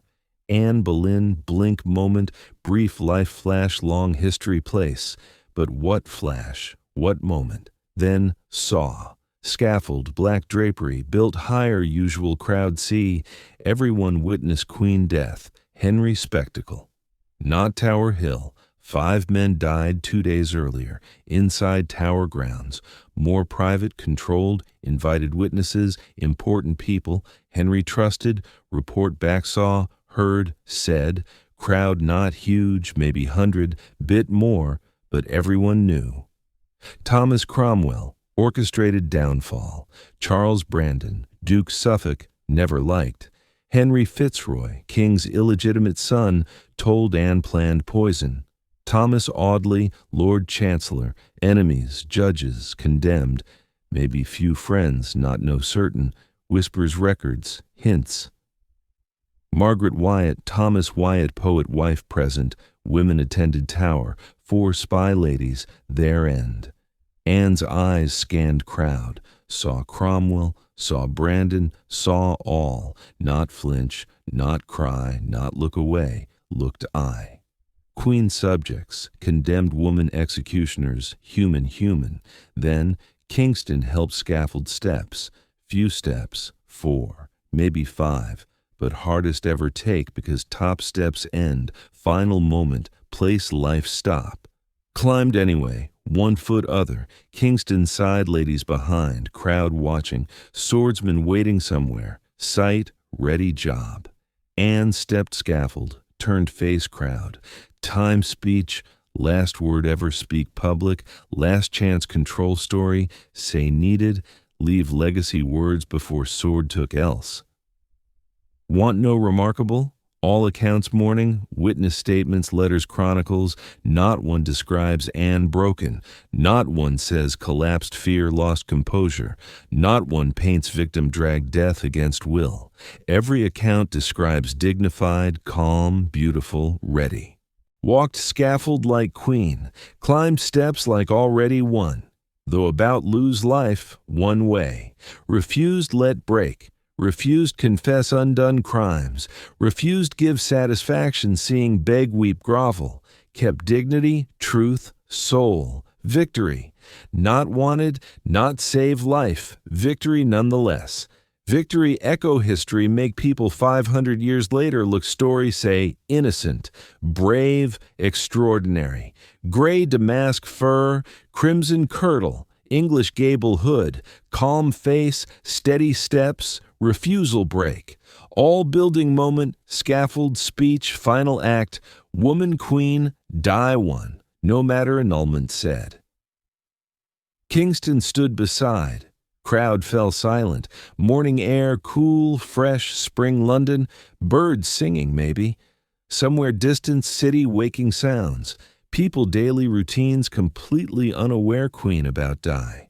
And Anne Boleyn, 35, dark-haired, dark-eyed, slight, graceful, fierce, took breath prepared speak, craft speech, careful, political, true once, walk impossible line praising Henry, protecting Elizabeth, maintaining innocence, thought speech, no had, sleepless nights, prayer hours, waiting moments, postponements, planned every word, phrase, carefully chosen sentence because this it. All left, words, voice, final statement, world, and said would matter, shape remembered, influence believed, guilty innocent, determined daughter future, forever stained mother's so-called crimes. No pressure, right? Just history weight? Few sentences spoken morning light, just entire life, meaning condensed one final speech, just everything ever been hoped be, reduced words, either save reputation, condemn forever. Anne Boleyn, always good words, sharp, witty, intelligent, charmed king conversation, debated theology scholars, sparred ambassadors, words, weapon, tool, power. Now, very end, use one last time. Not fight, argue, defend, leave message, legacy, final testament was believed. Crowd waiting, swordsman waiting, death waiting. But first, Anne Boleyn, speak world, listen, 500 years later still talking, said meant cost say, speech coming. Those words next. But before, sit image moment. Woman gray crimson standing black draped scaffold about speak final words. Woman ate breakfast morning execution, chose outfit care, walked dignity death, looked enemies eye not flinch. Remember like this scaffold about speak, still alive, still defiant, still Anne, because next part speech, then sword stroke, then silence. But right now, moment, still here, still speaking, still making mark history, nothing words, courage. Let listen say. Silence spread over crowd, 100 people, maybe more, all watching, waiting. Anne Boleyn standing scaffold about speak last words, and every word mattered, every syllable recorded, analyzed, repeated. Not just speech, legacy, final testimony, last thing world hear lips, took breath spoke. Good Christian people, come hither die, according law, law judge die, therefore speak nothing against, stop right. Unpack opening sentence brilliant, carefully built, every word precision chosen. Good Christian people, addressing equals, fellow believers, not above, won them. Christian facing death anyone might, creates connection, sympathy, reminds human. Come hither die, according law, law judge die. Notice repetition, according law, emphasizing legality. Process, not saying law right, not confessing guilt, simply acknowledging legal system condemned. Statement fact, not crime admission, therefore speak nothing against, execution etiquette, not criticize king, not rant injustice, not seen, family suffers, property confiscated forever, name destroyed beyond repair. Anne knew rules followed, but within rules found ways tell truth. Continued, come hither, accuse no man, nor speak anything that whereof accused, condemned, die. Read carefully, come hither, accuse no man, not name names, not point fingers. Cromwell jury, anyone destroyed, because can't. Would speaking against law, just said, wouldn't. But listen next. Nor speak anything that whereof accused, condemned, die. Not talk charges.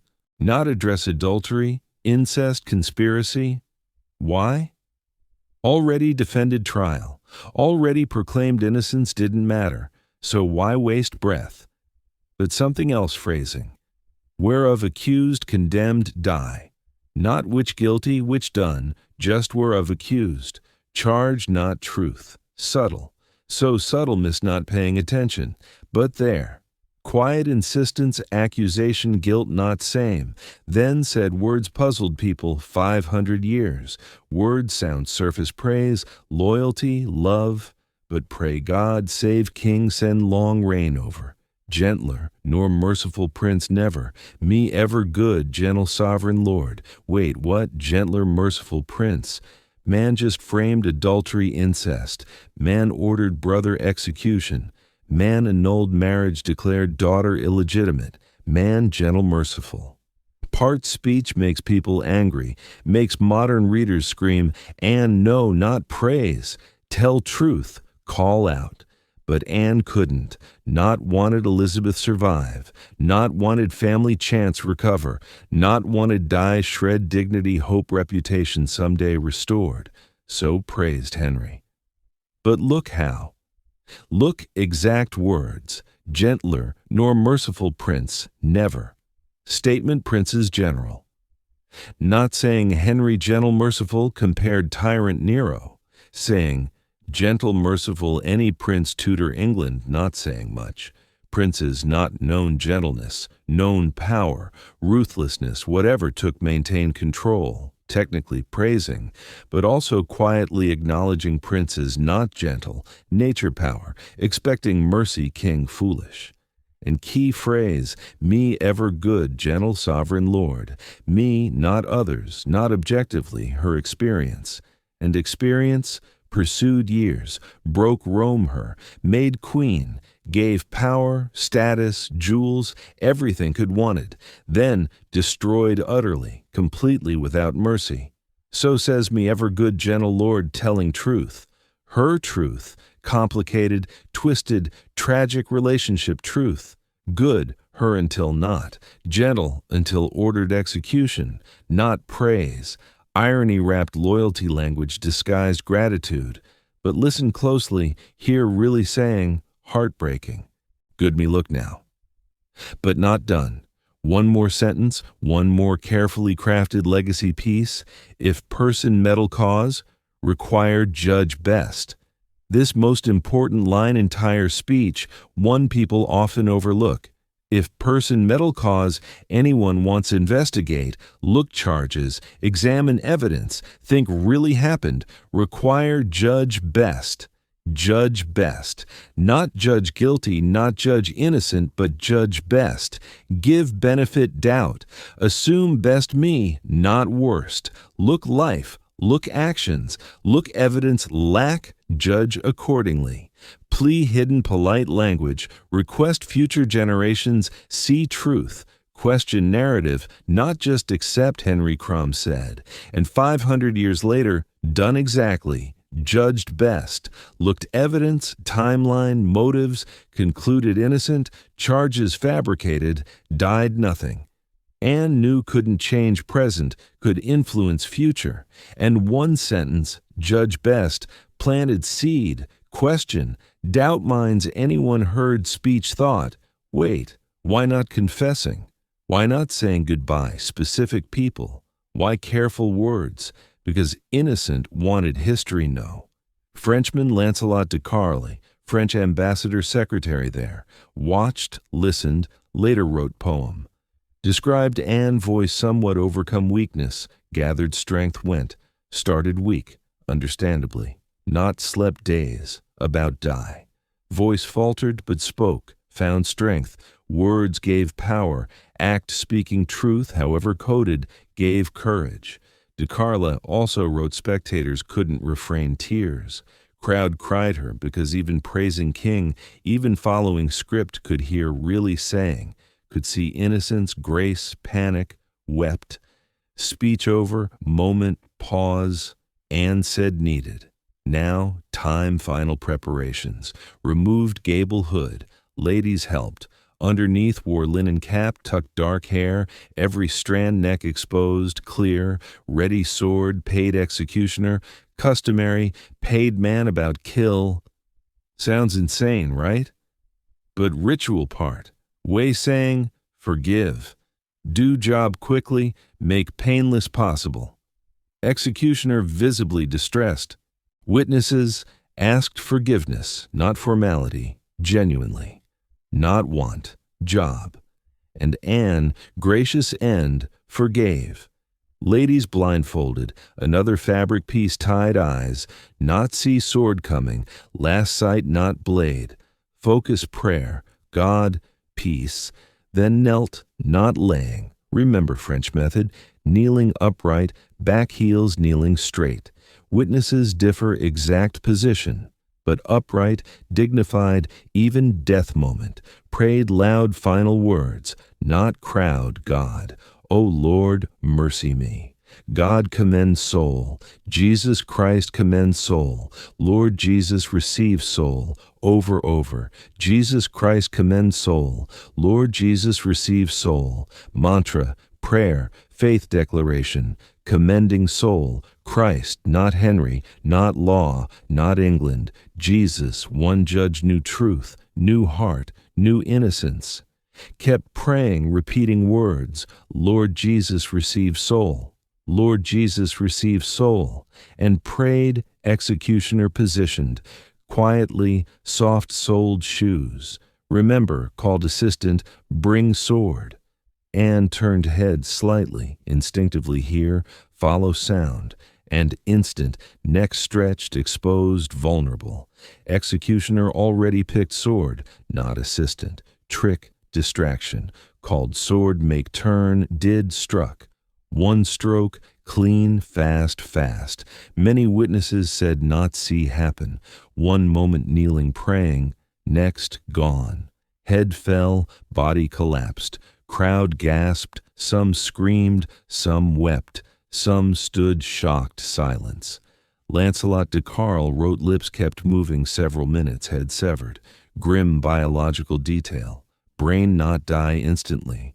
Few seconds, maybe longer, still activity, awareness level, brief, real, possible. Anne lips kept moving, brain few seconds still trying finish prayer, still commending soul Christ. Horrifying, beautiful, even death, even sword fell, still praying, still commending soul. Ladies weeping moved forward, wrapped head body white linen, had prepared, knew needed, did care, love, grief, no coffin waiting, Henry not provided, used available, old elm chest, arrow chest, kind store bow staves, long enough body, crude, undignified, queen-buried arrow box, placed inside, head body together, wrapped white linen, carried chapel St. Peter Advincula, step scaffold, not far go, laid inside chapel unmarked grave. No funeral, no ceremony, no prayers beyond ladies perhaps whispered. Hasty burial, unmarked grave, no stone, nothing say here lies Anne Boleyn, Queen England. Crowned Westminster Abbey, all pomp ceremony kingdom muster, buried arrow chest unmarked grave. Contrast staggering, injustice breathtaking. But something else note, chapel itself, St. Peter Advincula, St. Peter chains, patron saint prisoners, saint imprisoned condemned unjustly. Anne buried, chapel dedicated, Saint New chained, accused, faced death beyond control. Terrible poetry, awful symmetry. Let go back speech moment, one more thing, talk, one more layer, understand.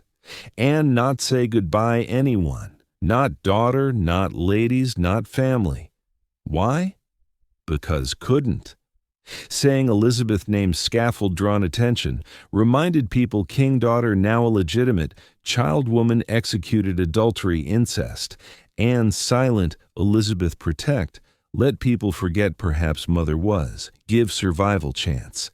And worked. Elizabeth survived. Elizabeth thrived. And 22 years later, Elizabeth became queen. Queen Elizabeth I, one greatest monarchs England ever known. Anne not live-see, but made possible staying silent, protecting daughter even final moments, thinking Elizabeth future instead, own desperate goodbye need. That's love, that's sacrifice, that's mother everything power save child, even can't save self. And more anything story makes Anne extraordinary. Not beauty, wit, ambition, charm, tragic fall. This, final love act, silent scaffold, choice die without daughter name Elizabeth might live. Speech over, sword fallen, Anne Boleyn dead. But story not quite finished, one more moment, one more detail, one more tragedy piece needs told. Stroke sword. Death instant, final irreversible second, Anne Boleyn stopped living. Breathing woman became history, memory, legend. That moment next. Terrible own strange way, merciful. Because after 17 days waiting, night's sleepless prayer, trial postponement, final morning preparation, finally over. Finally done. Finally, blessedly end. One stroke, then silence, then peace last. Kneeling blindfolded, praying, Lord Jesus, receive soul. Lord Jesus, receive soul over. Mantra, lifeline. Only words left, only thing between Anne end. Swordsman moved quietly. Soft-soled shoes, no sound wooden scaffold. Positioned, calculated angle, height, a distance, done many times. But never queen. Never famous, never many eyes watching. Needed turn head slightly, just enough stretch neck, expose sinew, make strike clean, called, bring sword.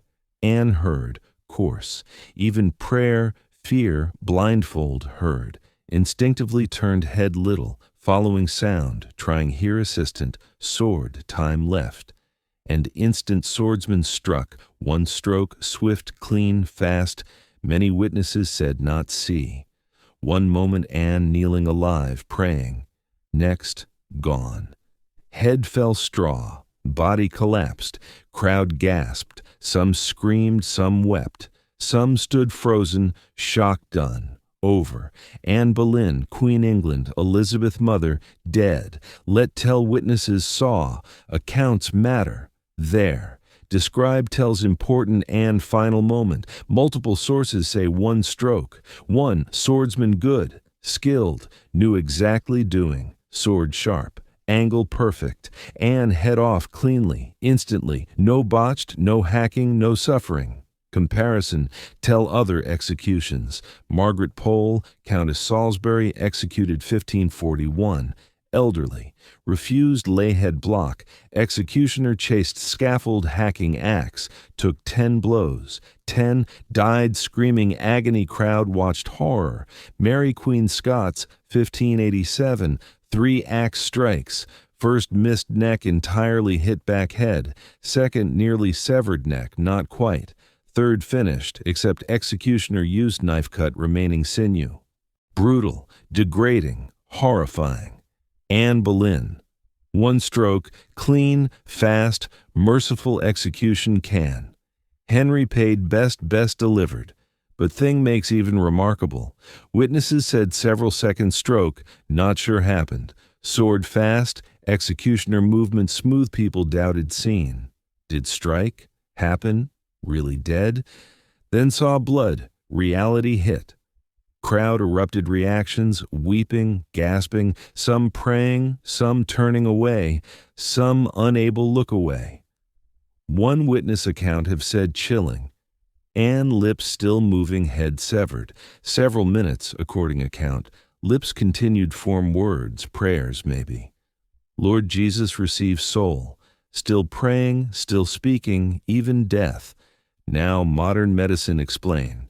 Head severed, brain not die instantly. Oxygen blood few seconds, maybe longer. Electrical activity, consciousness level, brief, real. Yes, possible.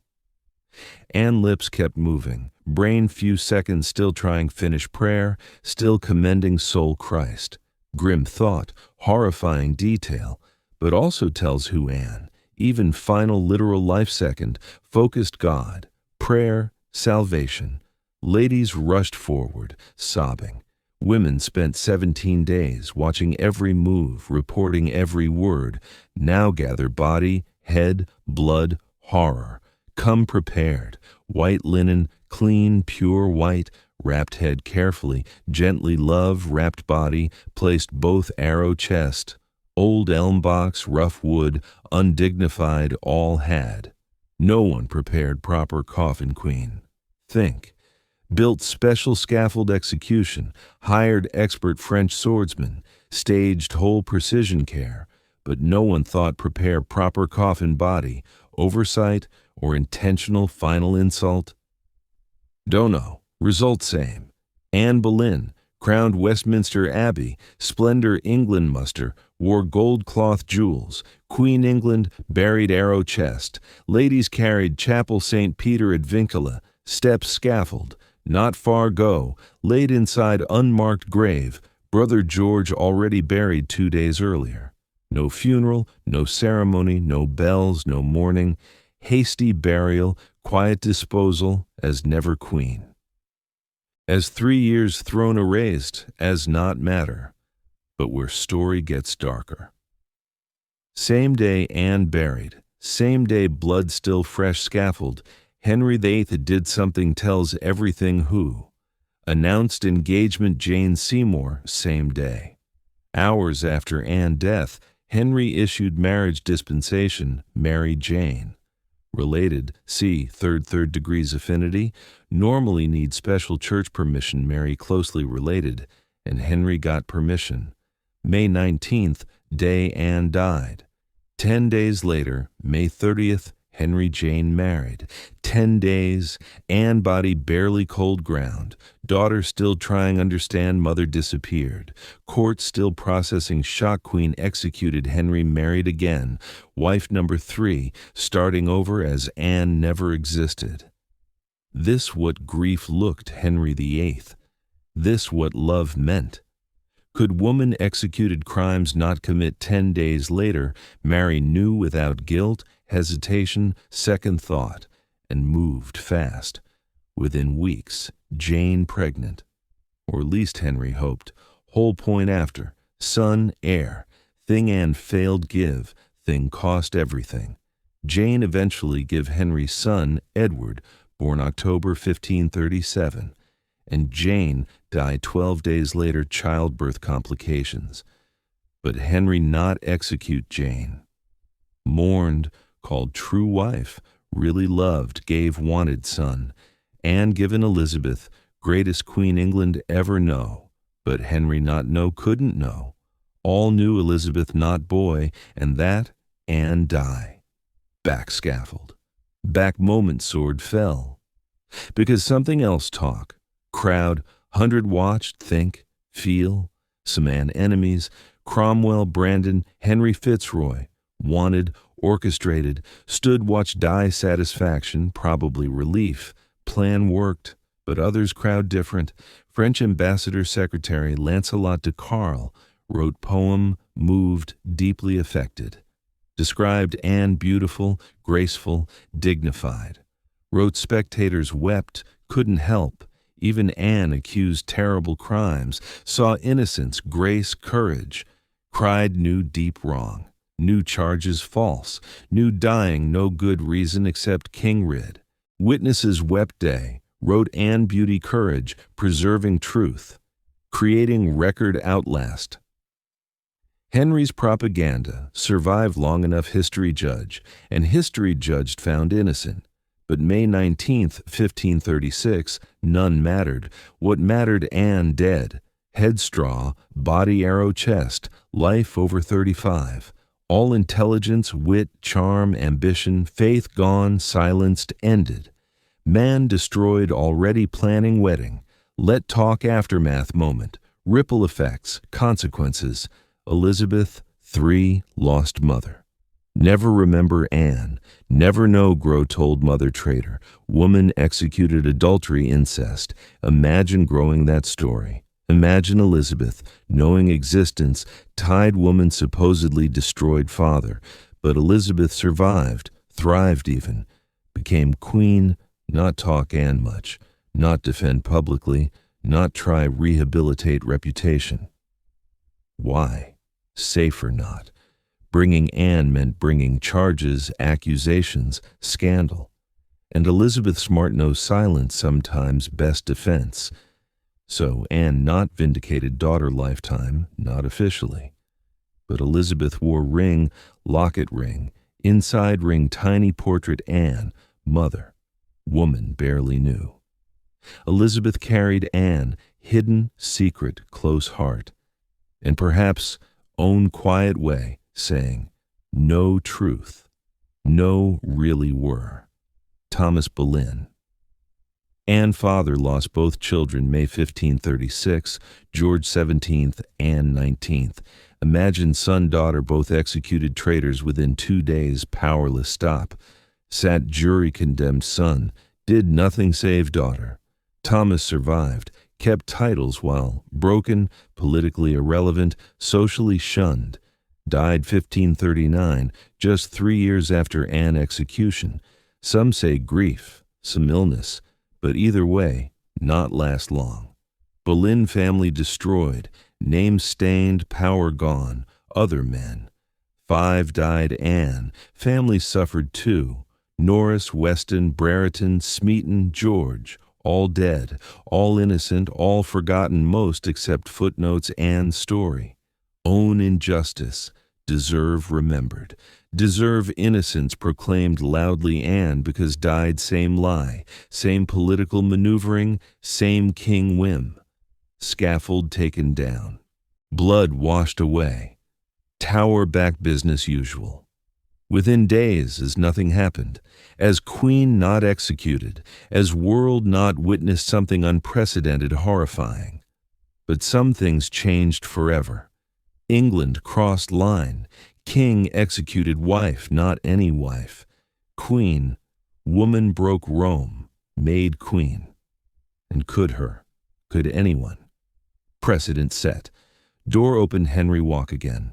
Catherine Howard, 5th wife, executed 1542. Also adultery, also questionable evidence, also Henry rid. And first, not last. Death made possible, thinkable, just another option king toolkit, inconvenient wives. And that perhaps darkest legacy. Not own death, deaths followed, permission gave, precedent set. But let end part not Henry, not aftermath, not politics consequences. Let end Anne last second, final moment, kneeling scaffold, blindfolded, praying, Lord Jesus receive soul. Then sword. One stroke, clean, fast, free fear, free tower, free Henry, free charges, trial waiting, free everything, ordeal over, suffering done. And whether believe heaven not, think soul went, Jesus simply ceased exist. One thing certain, no longer pain, no longer afraid, no longer trapped, and sense, execution, mercy. Not Henry merciful, not but ended torment. Released nightmare living 17 days. Months really, count slow erosion Henry love. Years, count pressure miscarriages, desperate son attempts. One stroke over. And whatever after death, Anne Boleyn faced courage, dignity, faith intact. And remember her, not broken, begging, defeated, but strong, graceful, brave, very end. Sword fallen, and gone. But one more thing left say. One more chapter story. Because Anne, death not end. Beginning. Beginning legacy outlast. Henry, outlast Cromwell, outlast destroyed. Legacy Elizabeth truth question echoes 500 years. How could do her? And importantly, make sure never happens again. Those questions still waiting, still demanding answers. Get them. But first, sit moment, stroke, end breath silence after sword fell before world moved on. Rest now, Anne, fight over, truth remains. Thank much joining journey Anne Boleyn, final quiet hours, moment arrested, sword fell daughter wore crown, walked 17 days changed history. 17 days revealed courage, injustice, transformation, ultimately triumph. Anne's story 1, powerful reminders legacy not determined destroy you, leave behind. And Anne left behind changed world. If made far, thank listening, thank caring story, thank remembering Anne long tell story, refuse forget, wins every time. So many more stories like, so many forgotten women, so many untold histories, so many moments shaped world ways never learned school. And can't wait share, so stay tuned, subscribe haven't already next story waiting, and trust, going just fascinating, just powerful, just unforgettable. Until then, sleep well. Dream oak trees, locket rings, daughters became queens. And remember, truth always finds way light. Always good night.